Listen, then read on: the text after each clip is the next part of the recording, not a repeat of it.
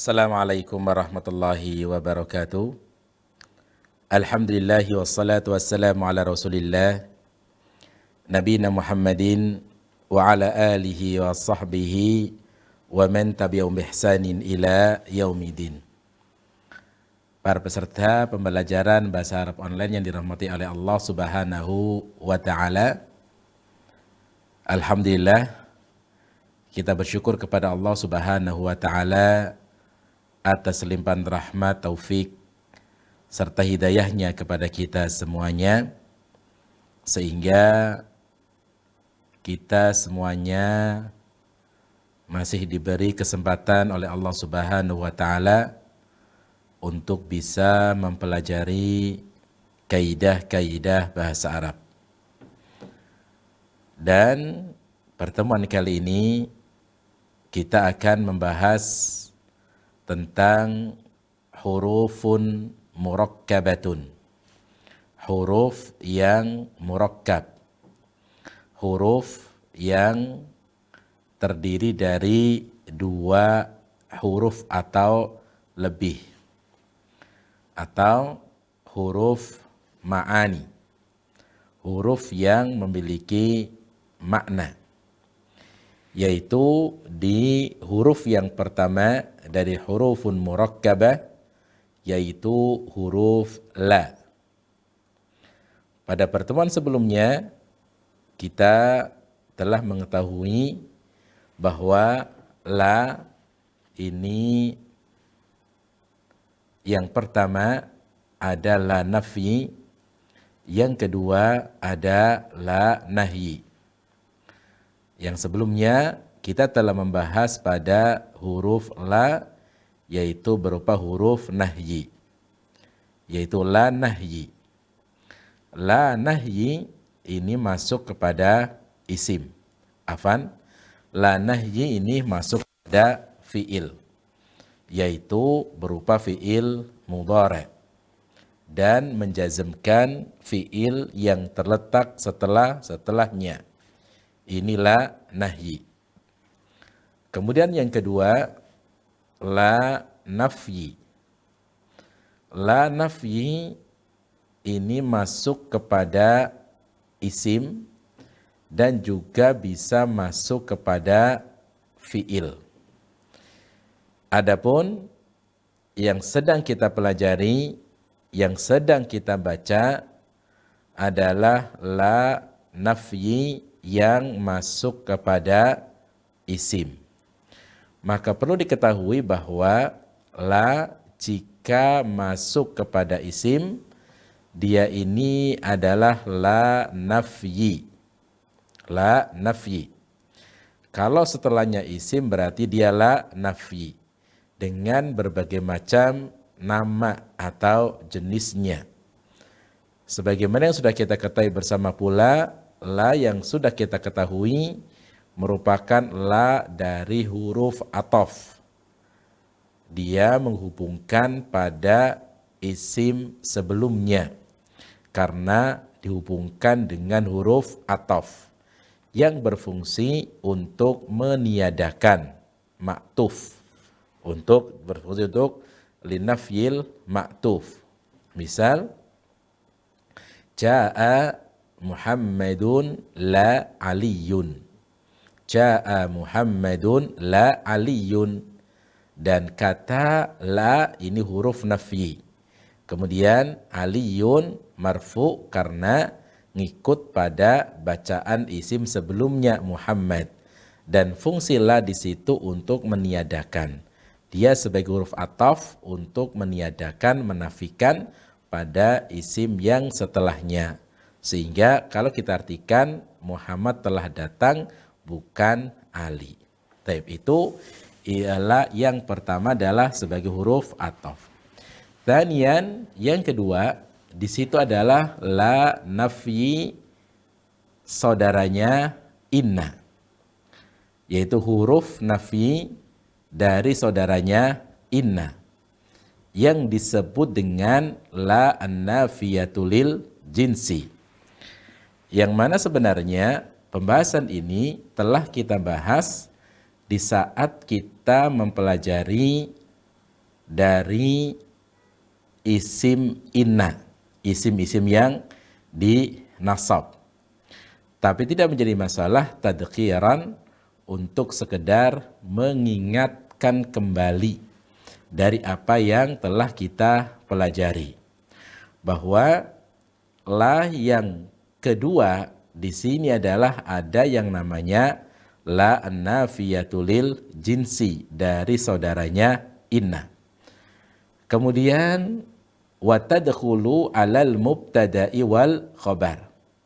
Dia masuk kepada susunan mubtada dan khobar dengan syarat bahwasannya la nafi yang sudah kita pelajari dengan dengan syarat yaitu ayyakuna ismuha muqaddaman ala khabariha. Syarat yang pertama, la an-nafiyatu lil jinsi memiliki syarat penggunaan. Yang pertama, isimnya itu harus didahulukan daripada khobarnya. Setelah la itu baru isimnya. Ini yang pertama. Thaniyan, asyartu thani, yang kedua adalah ayyakuna ismuha wa khobaruha nakiratain. Yang kedua itu isimnya la dan khobarnya dari isim yang nakirah, tidak boleh ma'rifah. Kemudian yang ketiga, alla yaqtarina bi illah, bahwa la ini tidak boleh bersambung dengan la, dengan huruf jar ba atau dengan huruf jar yang lainnya. Dan ini merupakan 3 syarat untuk la an-nafiyatu lil jinsi. Taib. Kemudian yang berikutnya adalah la yang masuk pada yang termasuk dari saudaranya inna. Di sini adalah antan fil khabara an ismiha. Dia ini adalah menafikan isim dari khobarnya. Ini merupakan la an-nafiyatu lil jinsi. Baik, kemudian pembahasannya di situ adalah kita lihat la ilaha illallah. La di sini adalah la an-nafiyatu lil jinsi. Ilaha ini isimnya la nafilil jinsi karena masuk kepada isim yang nakirah. Baik. Kemudian contoh yang berikutnya adalah la kitaba yakhlu min faidatin. La kitaba yakhlu min faidatin. Tidak ada satu kitab pun yang kosong dari faidah. La berarti di sini adalah la nafilil jinsi. Kitaba isimnya la nafilil jinsi. Maka di sini para peserta pembelajaran bahasa Arab online dirahmati oleh Allah Subhanahu wa taala, bedanya dengan la atof itu seperti apa? Kalau la atof, huruf nafila yang dia adalah sebagai huruf atof ini dia menghubungkan pada isim yang pada isim yang setelahnya. Ini adalah la daripada huruf atof. Jadi pengikut pada isim yang sebelumnya karena dihubungkan dengan adanya huruf atof. Salah satu di antara huruf atof itu adalah la tadi. Paham ya? Itu adalah berarti dia di antara 2 isim. Kalau boleh kita mengatakan la atof itu di antara 2 isim atau di antara sebuah kalimat. Sebagaimana contoh tadi. Tapi kalau la nafilil jinsi ini letaknya fi awalil kalimah. Dia letaknya di awal kalimat untuk menafikan semua jenis dari isimnya. Untuk menafikan semua jenis isim dari khobarnya. Itu yang dimaksud. Oleh karena itu, pada kalimat la kitaba yakhlu min faidatin, maka maknanya di situ adalah la kitaba. Tidak ada satu kitab pun yang kosong dari faidah. Maka ini adalah la an-nafiyatu lil jinsi karena sudah terpenuhi syarat. Begitu juga kalau kita mengatakan la rajula fil baiti. La rajula fil baiti. Tidak ada seorang pun di dalam rumah, atau la taliba naimun fil fasli, tidak ada seorang murid pun yang tidur di dalam kelas. Taib, ini adalah pembahasan daripada la nafyulil jinsi. Kemudian yang berikutnya adalah sebagaimana yang telah kita pelajari bahwa la nafil isim daripada la nafilil jinsi, bacaan daripada la an-nafiyatulil jinsi. Tentunya di situ ada dua bacaan untuk isim la nafilil jinsi. Yang pertama adalah mabni di atas tanda nasabnya dia.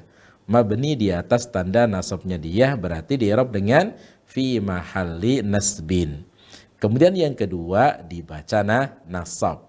Dibaca nasab ya, dibaca nasab karena sebagaimana pada isim-isim yang lainnya. Tentunya ini adalah ada beberapa sebab alasan kapan dibaca mabni, kapan dibaca nasab. Tentunya ini sudah kita fahami bersama di saat kita mempelajari dari isim-isim yang dinasab, dan kita fokusnya di sini adalah pada la. Taib. Kita lanjutkan, berikutnya adalah yang berikutnya jim. Yang berikutnya adalah yang ketiga, harfu nafyin ta'malu amala laisa.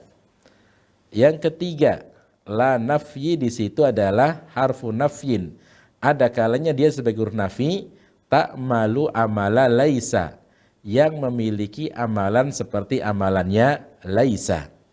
Wa hiya tadkhulu 'alal mubtada'i wal khabari, dan dia masuk kepada susunan mubtada dan khabar. Wa ta'malu amala laisa, dan dia beramal seperti amalannya laisa. Bisyarti, dengan syarat ayyakunal mubtada'u wal khabaru nakirataini, dengan syarat mubtada dan khobarnya nakirah.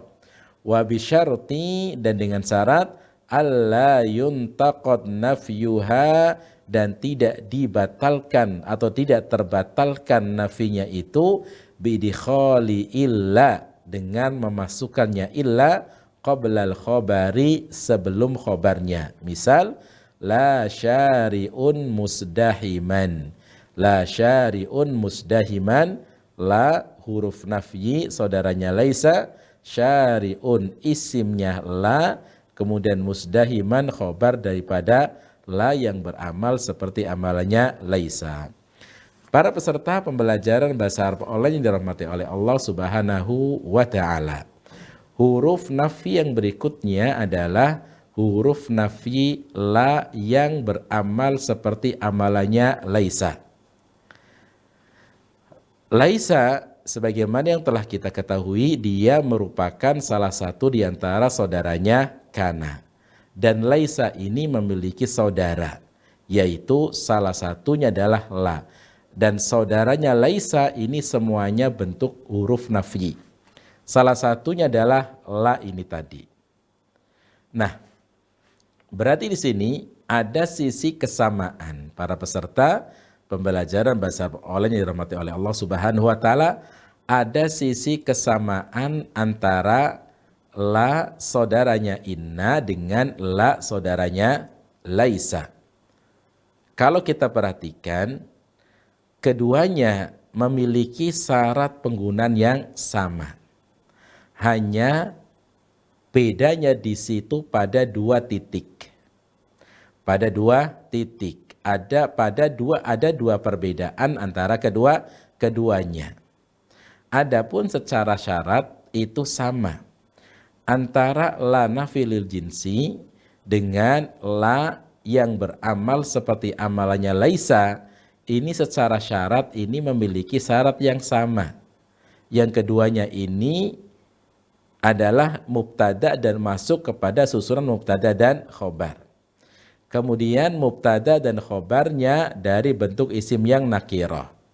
Kemudian tidak ada illa dan tidak dibatalkan dengan illa atau dengan adanya huruf jar.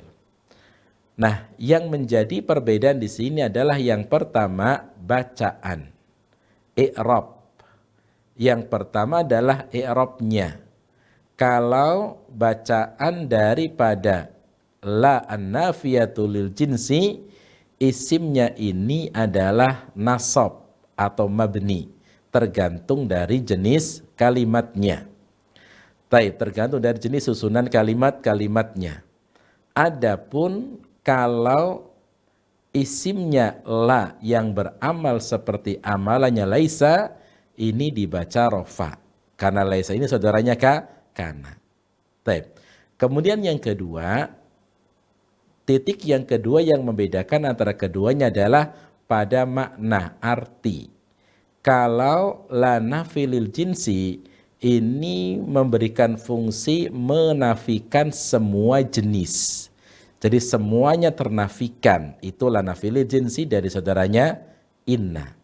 Adapun kalau la yang beramal seperti amalannya laisa, dia menafikan hanya satu, bukan menafikan jenis.